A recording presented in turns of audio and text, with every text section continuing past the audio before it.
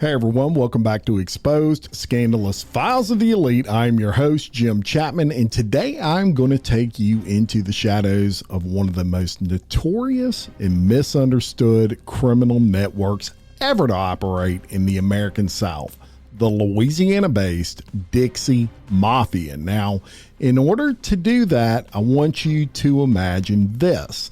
It's 1987.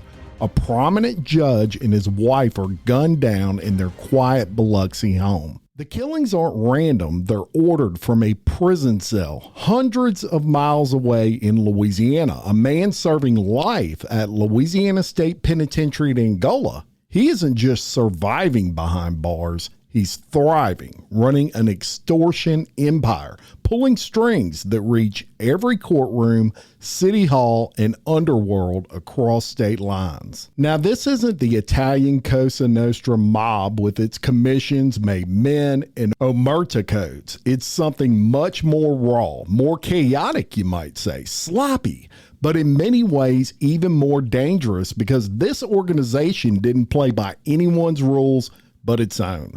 The Dixie Mafia, which was also referred to as the Cornbread Cosa Nostra, was a loose network of white Southern criminals who thrived from the 1960s through the 1980s, and they had deep roots in operations right here where I'm recording in Louisiana. And in this episode, I'm going to walk you through it all, how the networks first formed in the back roads and vice districts of the Gulf Coast, the key figures who rose to power and refused to let prison walls stop them, and the shocking crimes that terrorized community. Even the high-profile trials that finally brought some of them down, and what life behind bars really looked like for the men who once thought they were untouchable. Now, I'm going to keep this strictly focused on the history, the facts, and the Louisiana connections that often get overlooked in most of the reports that I have read or listened to, and I'm going to start at the beginning. So, the story of the Dixie Mafia doesn't have a single founding father moment like the Italian Mafia. It grew really organically in the decades after Prohibition and World War II across Mississippi, Alabama, Louisiana, Georgia, and Texas. You had a generation of men, many with roots in bootlegging or military experience, who would see opportunity. Now in Louisiana, this area was prime for this type of organization. New Orleans had been a port city. It had a vibrant underworld, if you will, and Baton Rouge and the surrounding parishes offered a more rural hideout and easy access to the interstates for moving goods and people discreetly. The Gulf Coast corridor from Biloxi to Lake Pontchartrain became a natural artery for this network. And by the early 1960s, what started as small-time gambling operations, moonshine runs, maybe some stolen good rings, that would start to coalesce. There weren't highly structured families with bosses and underbosses.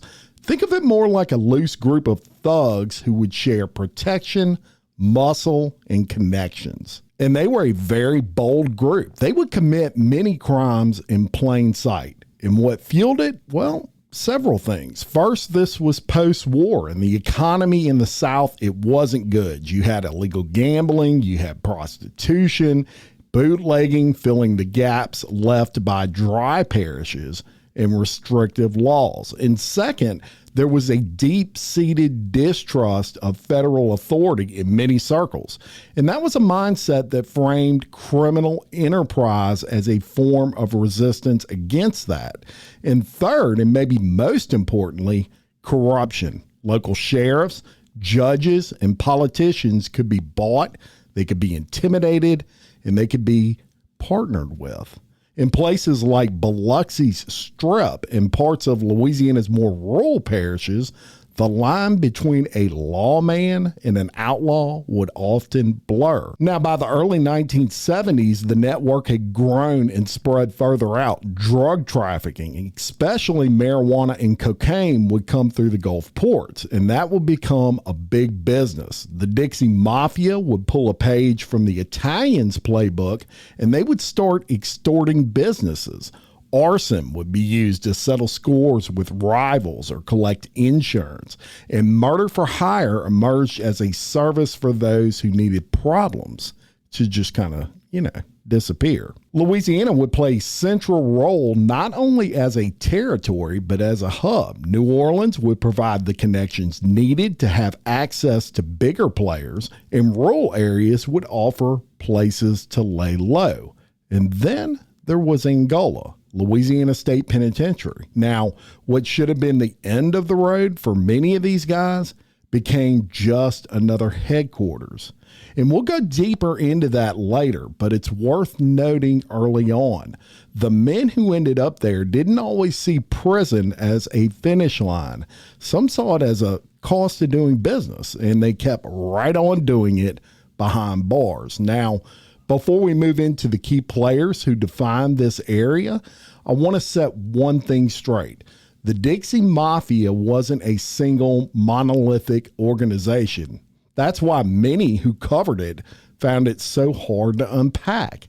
It was more like a brand, a name that stuck to various crews and individuals who shared a Southern identity, a willingness to use violence, and a network of contact. Some operated primarily in Texas or Georgia, and others, like those tied to the Biloxi, Mississippi scene, they had strong Louisiana ties. And the victims, these were often ordinary people. They were just caught up in the crossfire. Business owners squeezed for protection money. Witnesses who maybe knew too much.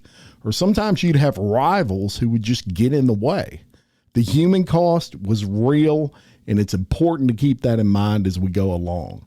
So I got a lot of ground to cover. Let's get into it. And as I told you, these seeds were planted in the 1950s. They took root in the 60s. And after Prohibition ended, the bootleggers and gamblers didn't just disappear. They adapted. In Louisiana, that adaptation happened in the smoky roadhouses along Highway 190.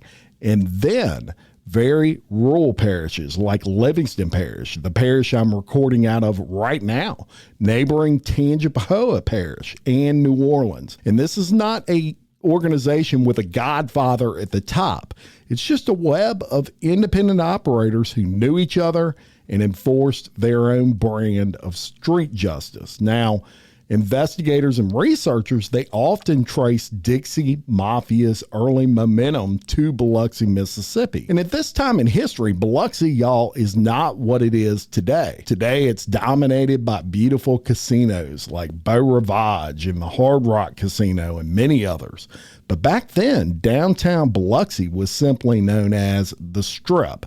It had shady clubs, it had bars, gambling dens, because gambling was very much illegal as of that time, and they also had a lot of prostitution rings. And these businesses, they would operate openly. They were protected by local officials, but the influence would flow kind of both ways across state lines. Louisiana, as I told you, it would offer easy access for moving stolen goods, drugs, and even fugitives.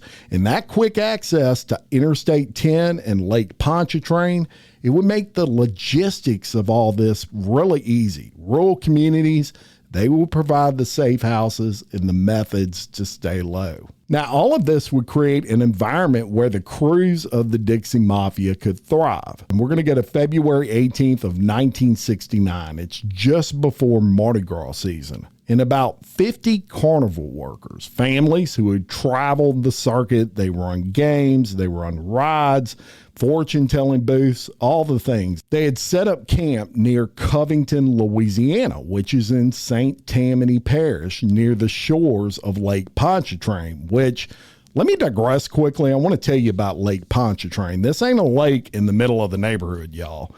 Lake Pontchartrain covers 630 square miles. It's located in parts of 6 Louisiana parishes, including St. Tammany, Orleans, Jefferson, St. John the Baptist, St. Charles, and Tangipahoa. And this lake was formed over 4,000 years ago, and its access is really throughout all these parishes, and you can even now access it via the diversion canal through Livingston Parish.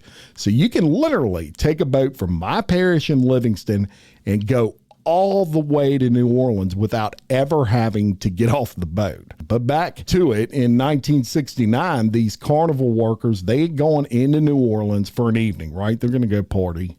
They left behind about 24 people, mostly women and children, at these campsites at what was known as Skibo Trailer Court. And these carnival folks, they're known to carry large amount of cash for their travels. They were always on the move, so they didn't bank anywhere. And back in the late 60s, you didn't have the internet, right? If you didn't have a bank that you actually went to and deposited your cash, you kept it on you. And they had a ton of it on them at all times. Now, for bad actors like the Dixie Mafia, this is pretty tempting. So sometime after dark, at least 5 masked and heavily armed men descended on this trailer park, and they're dressed in military style fatigues. They're carrying handguns and rifles, and they moved with coordinated precision, and they rounded up these campers at gunpoint. Now, victims were forced to lie face down, and some were even chained and padlocked to trees and trailers using heavy locks and heavy chains that these attackers had brought with them. And what followed was a night of sheer violence.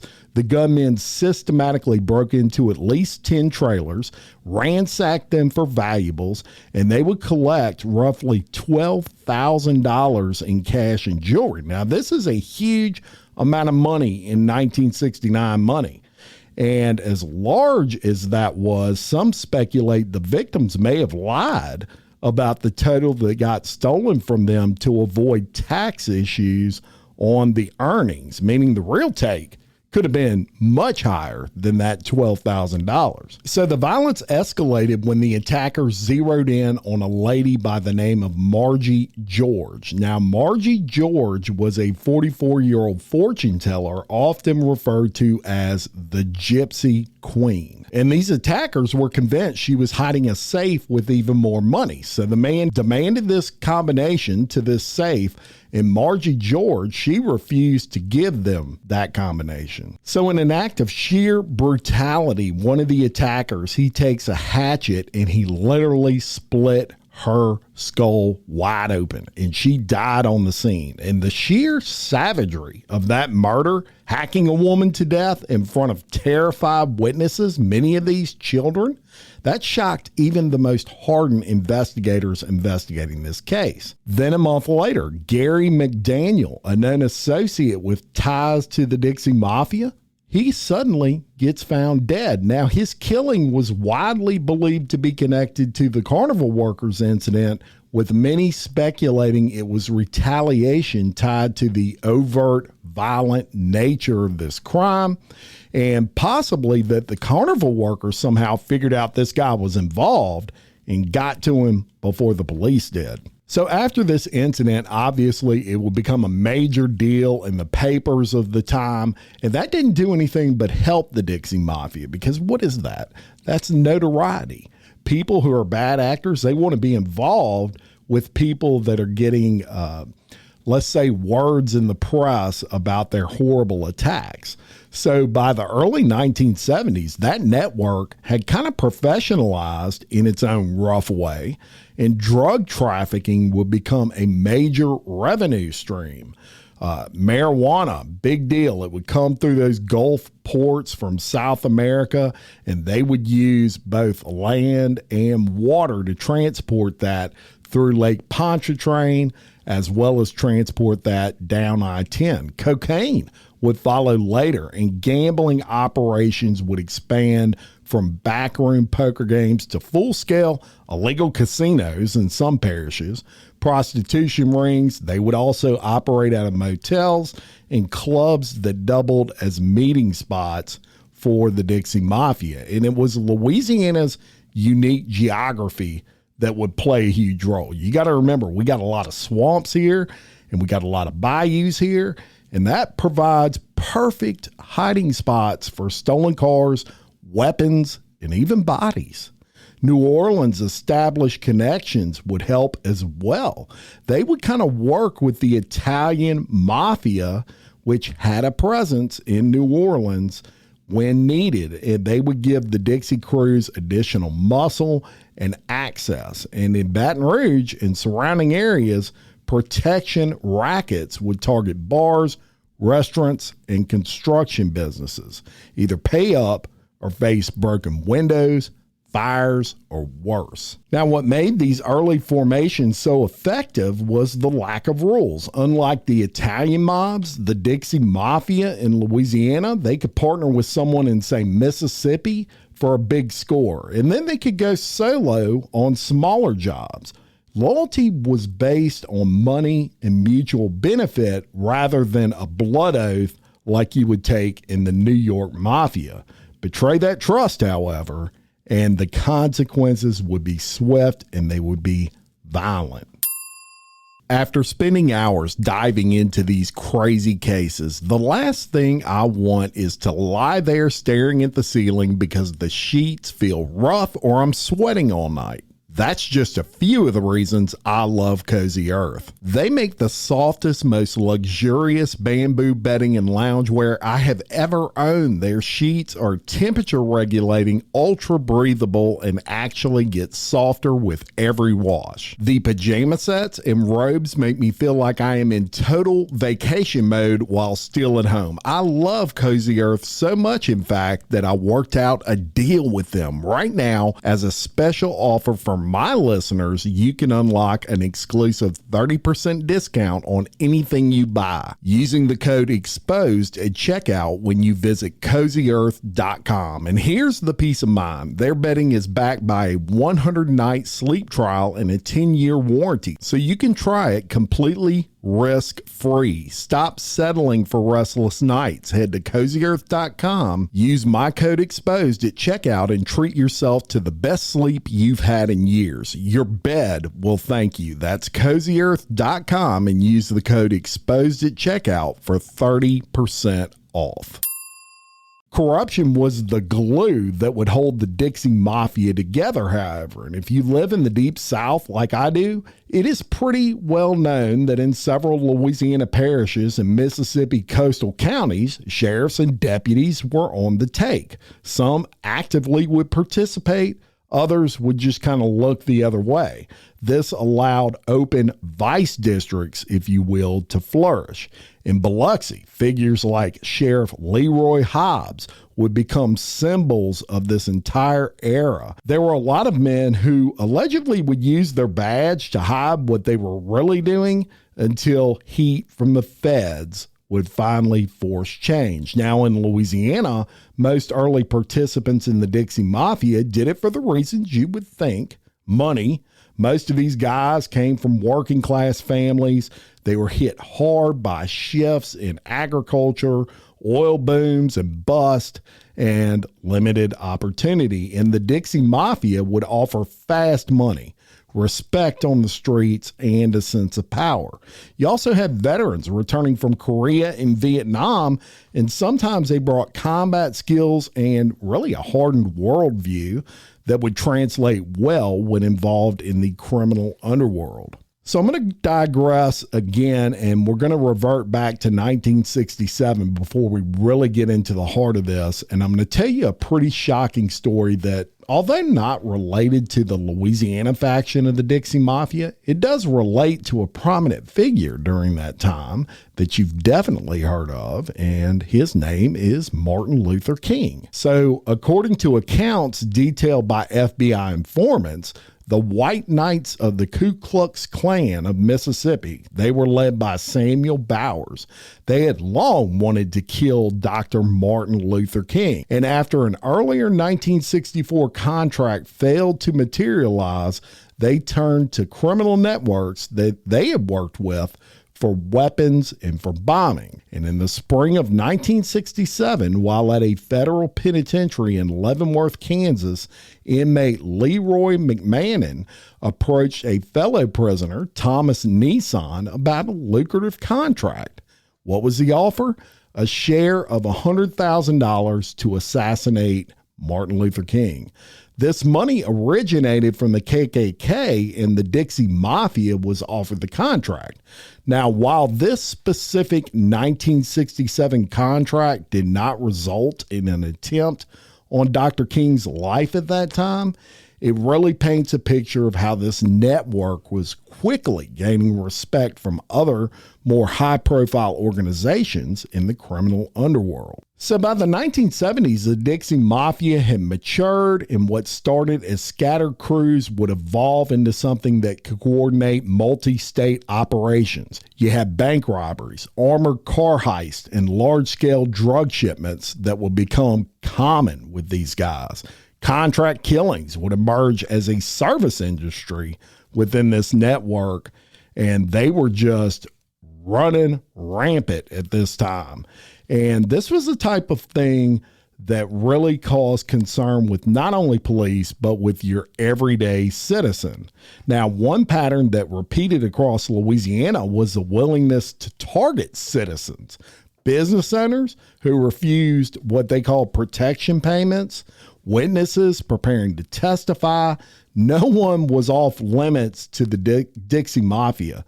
They were very unpredictable, and they were very feared, and you just never knew when a seemingly minor dispute would escalate. So that brings me to Kirksey Nix Jr. And Kirksey was born in 1943 in Oklahoma, and he came from a family with some prominence. His father was actually a well-known judge, but young Kirksey, he chose a very different path than his dad. While his father was busy upholding the law, Kirksey was busy breaking the law.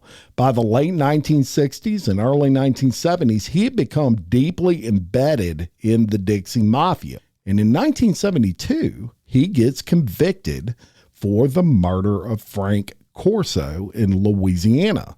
Now, Corso was a well-to-do New Orleans grocery executive. On the night of the murder, Nix and at least one accomplice targeted Corso's home in a planned robbery. And Frank Corso, he was a successful businessman, and these attackers apparently believed there would be a significant amount of cash or valuables inside his home.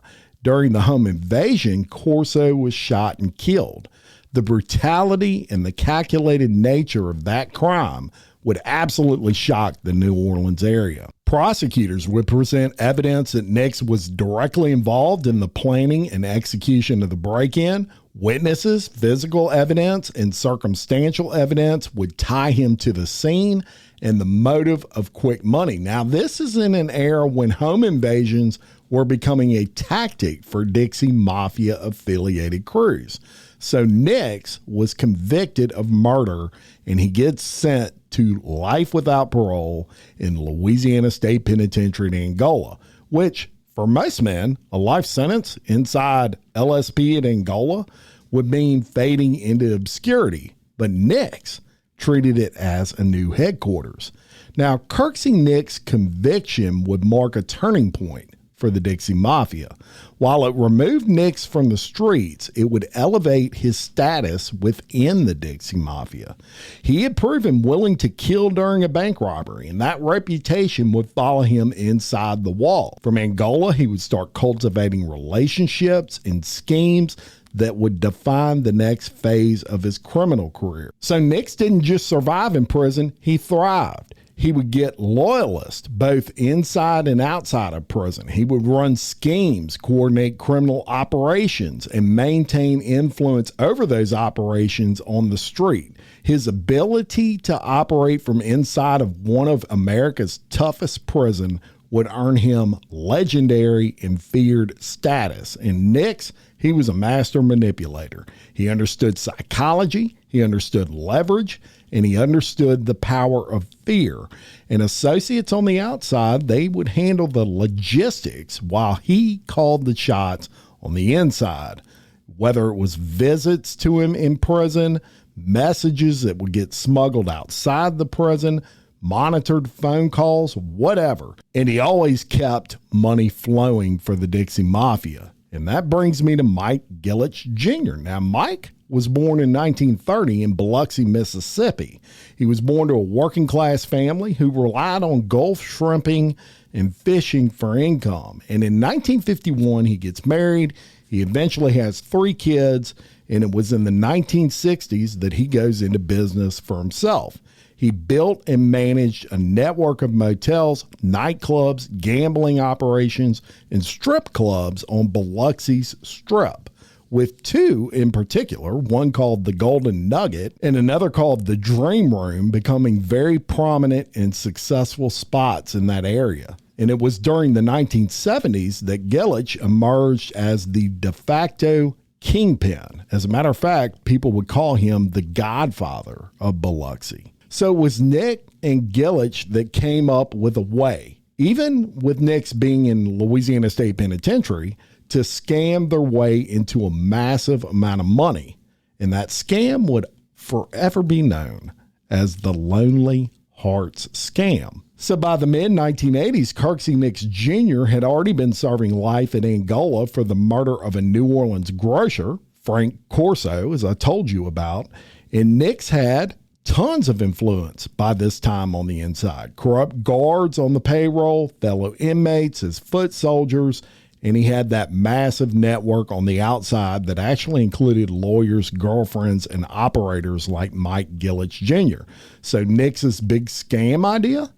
Well, he decided he wanted to exploit the personal ad sections of gay magazines and newspapers. Now, in the 1980s, before widespread internet dating, lonely heart columns were a lifeline for a lot of gay men seeking connection in a world that was often hostile toward gay men. At this time, the mid-1980s, the AIDS crisis was at its height, the stigma of being gay extremely high, and people weren't open with the fact that they were gay like they are today.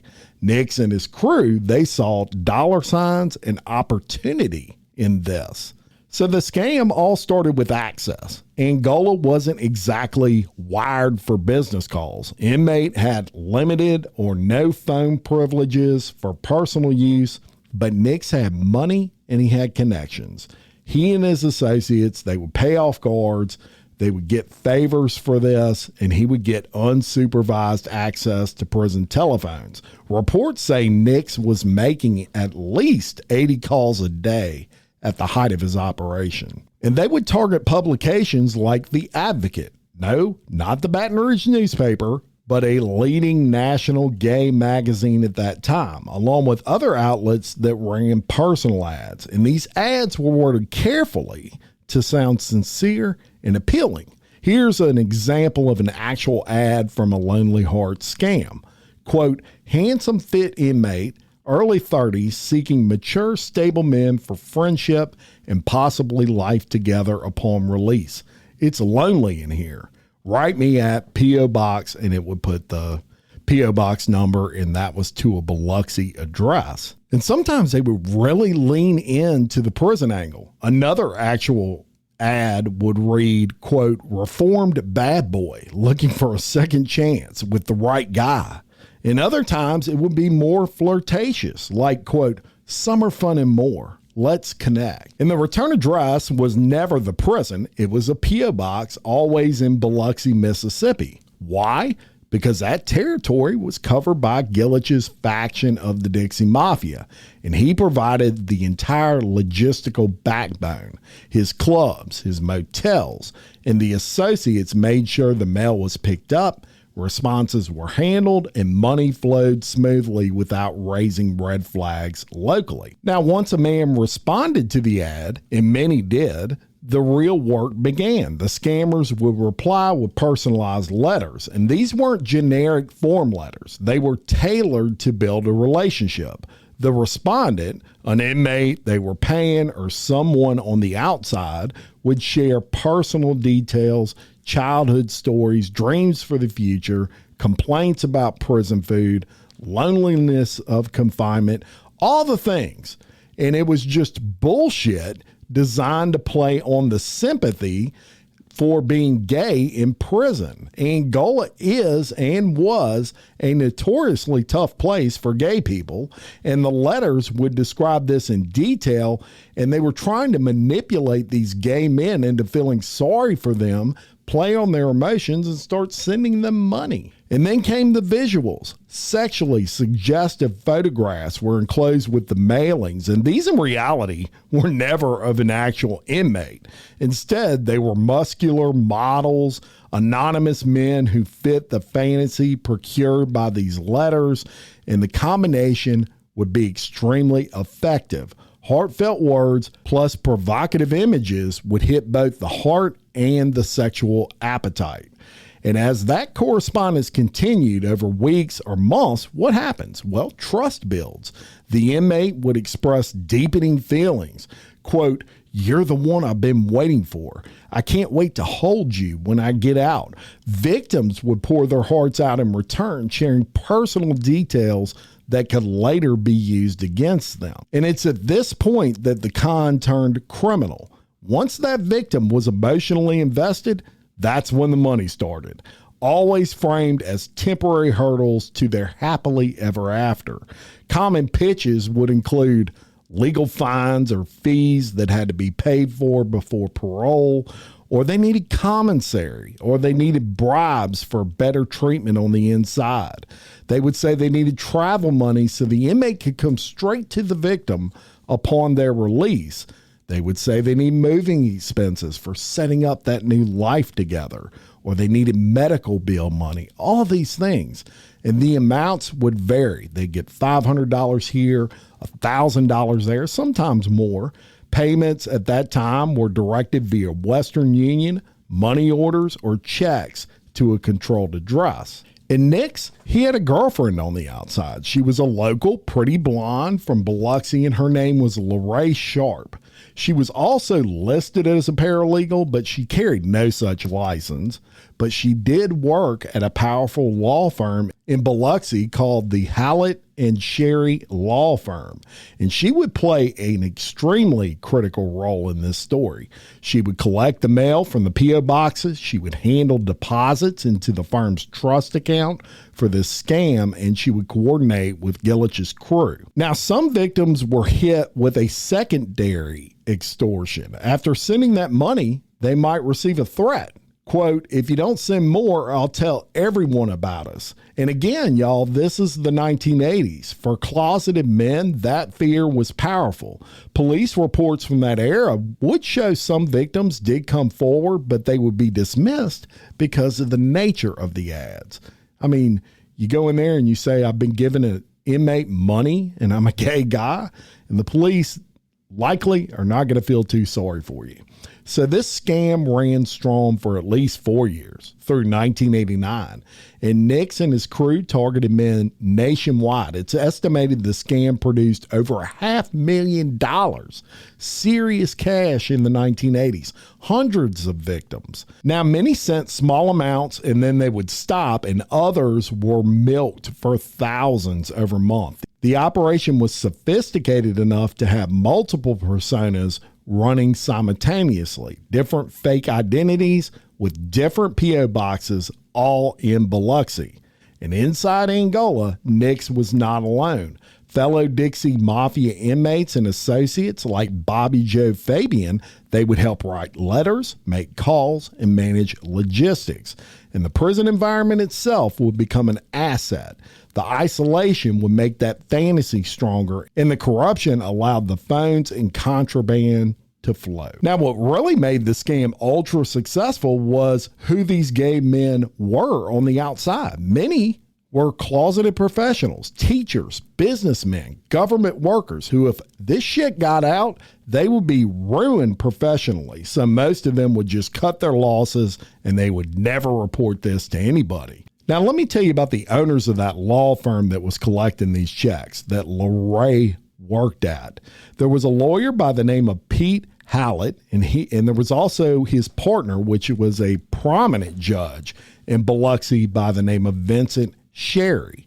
And by late 1986, things were rolling. Hundreds of thousands had been raised by this scheme.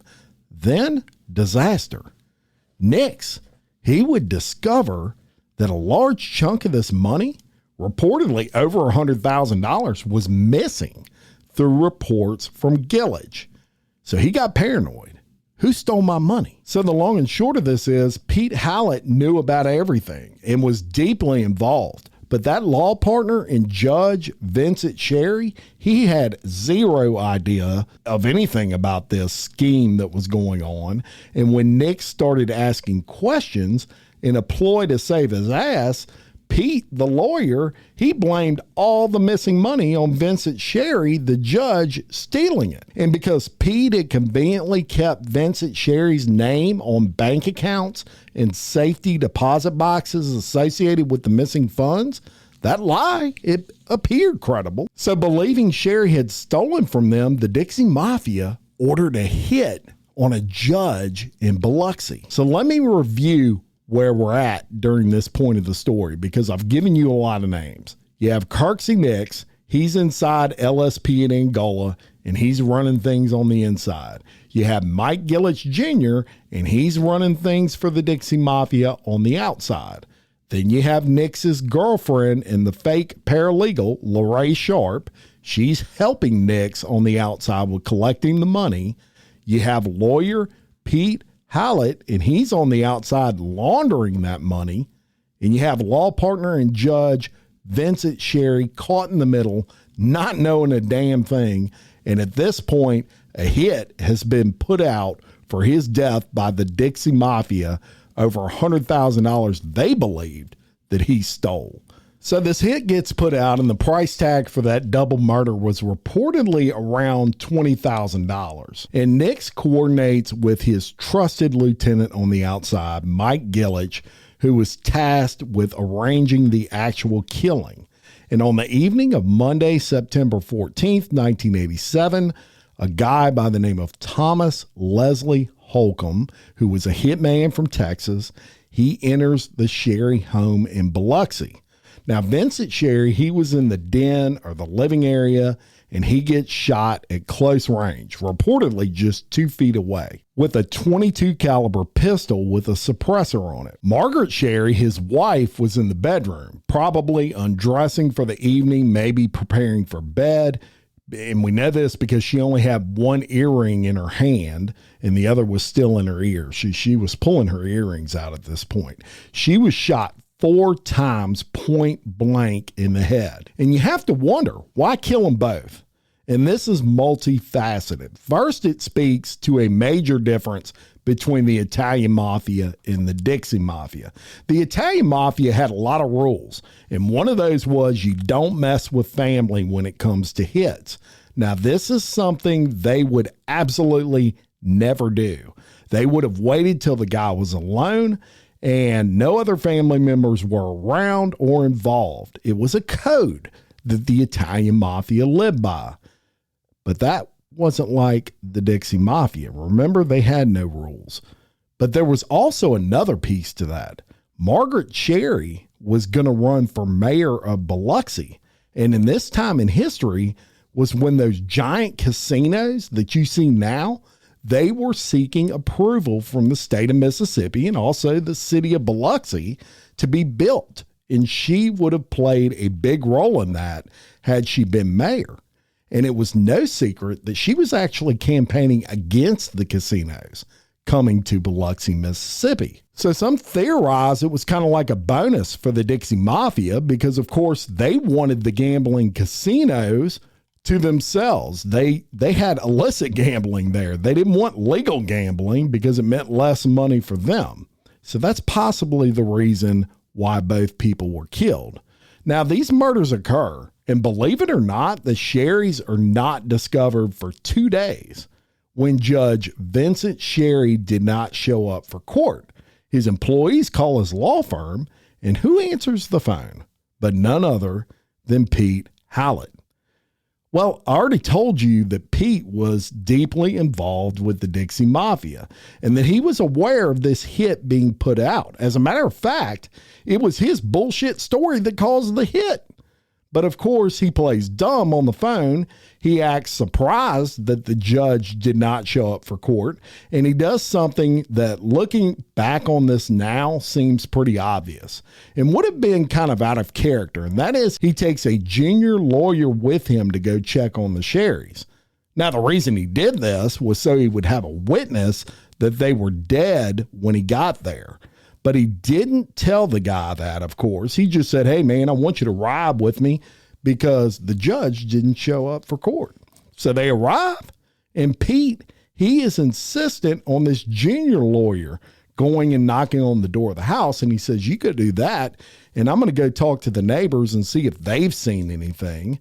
And why did he do that? Well, it's because he knows what's in that house, and he didn't want to be the one to discover the bodies and put any sort of arrow on himself. So he has the other guy do it. So the guy goes to the door. When he knocks on the door, it's actually halfway ajar. So it opens up. And at that point, he calls Pete up to the front door and he says, hey, man, I knocked on the door and it's like open. And Pete plays dumb and he says, oh, they never leave their doors open. Something's not right. Let's go in there and look. Both of them proceed into the house and they find the Sherrys dead and they call police. Now, initially, the police, they can see a lot of theories here as to why the people were killed. You got to remember, this is a judge. He's made a lot of enemies. He's put a lot of people in jail. So they're thinking, was this some sort of guy who got sentenced to prison and he got out and then he went and killed the judge? Did this have something to do with the casinos being built in Biloxi? And they just had no idea, but they knew one thing for sure. It was a professional hit because there was no evidence at all on the scene. Nothing. It was clean.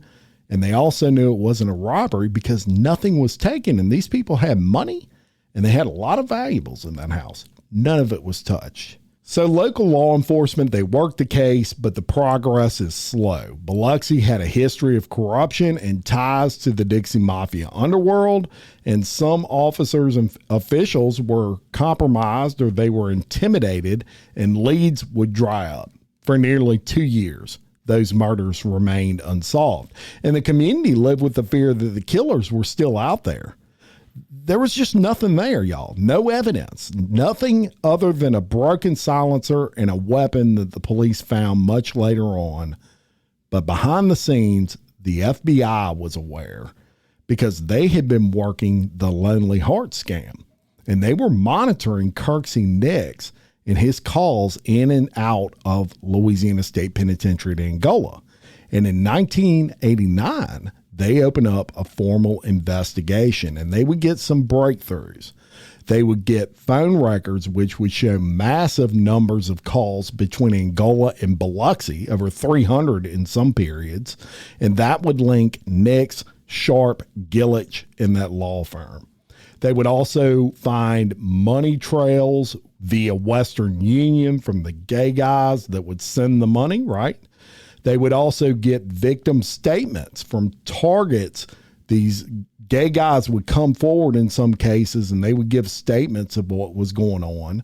And they had some informants that would actually pretend to be gay guys. And that's how they kind of exposed that whole Lonely Heart scam.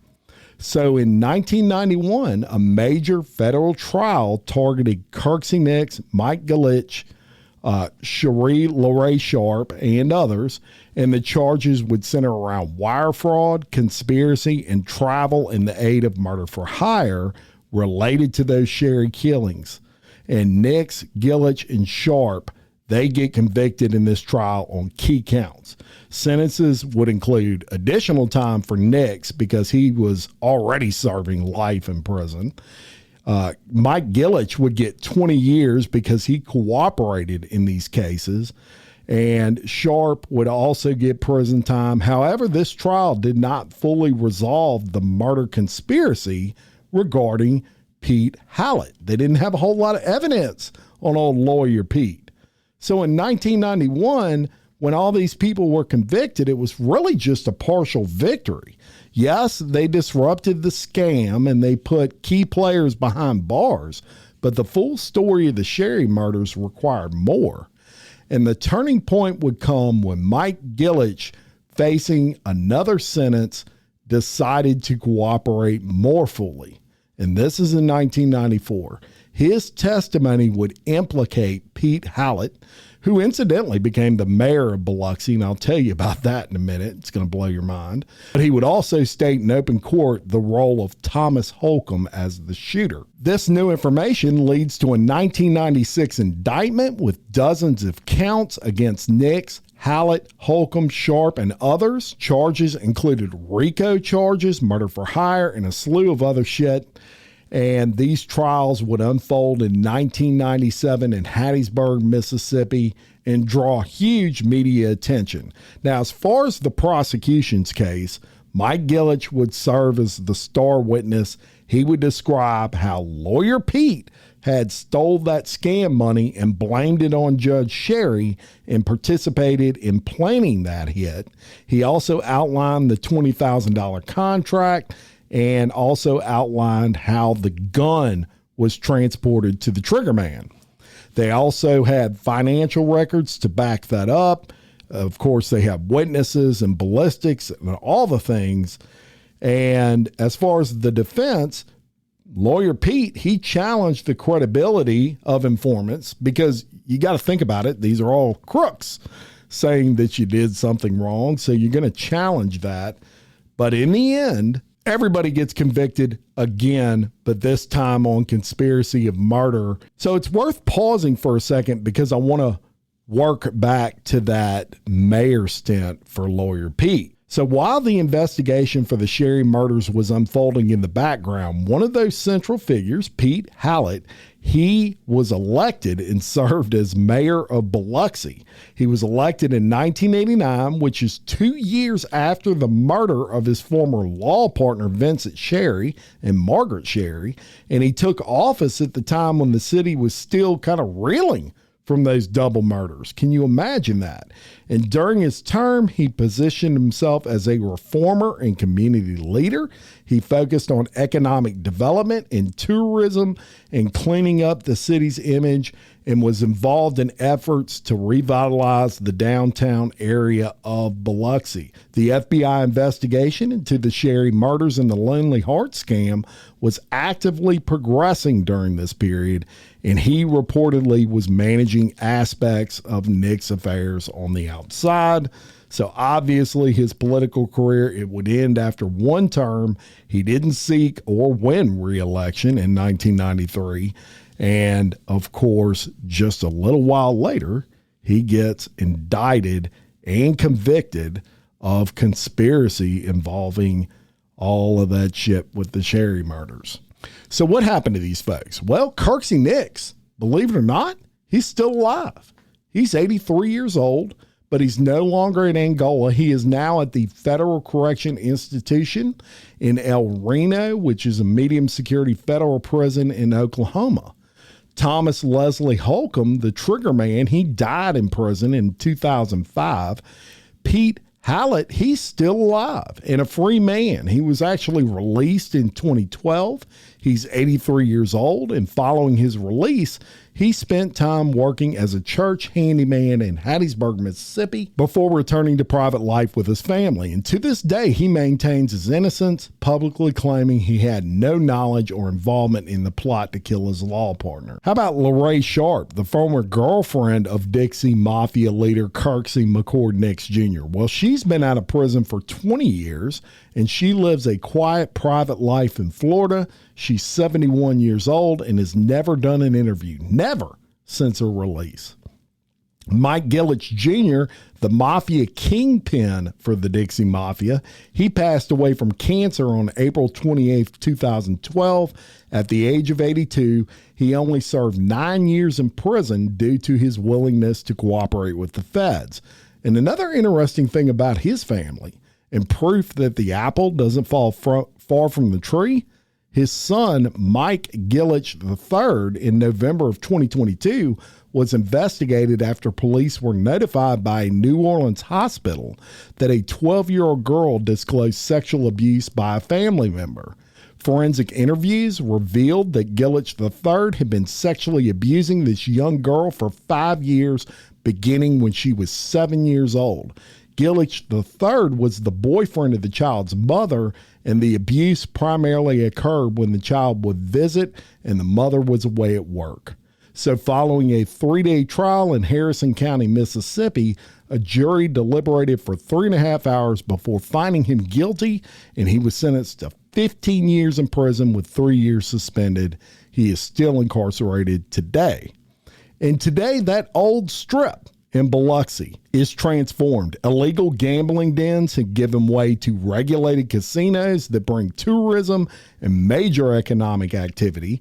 The Dixie Mafia, as it existed in its heyday, is largely a thing of the past, broken by prosecutions, aging out, and changing times, but its legacy lingers. And for us in Louisiana and across the South, the history is a reminder. It shows the dangers when crime goes unchecked, the importance of clean law enforcement and a clean justice system, and the long reach of prison-based crime. It also shows the resilience of justice when good people, investigators, prosecutors, refuse to stay silent. Now, if you enjoyed this one, please share it on your social media. It really helps. Drop us a review, share your thoughts. And if you would like to join the family on Patreon and get commercial-free early releases, bonus episodes, and more, check us out, patreon.com/exposed podcast files. And until next time, for exposed, scandalous files of the elite, I'm your host, Jim Chapman.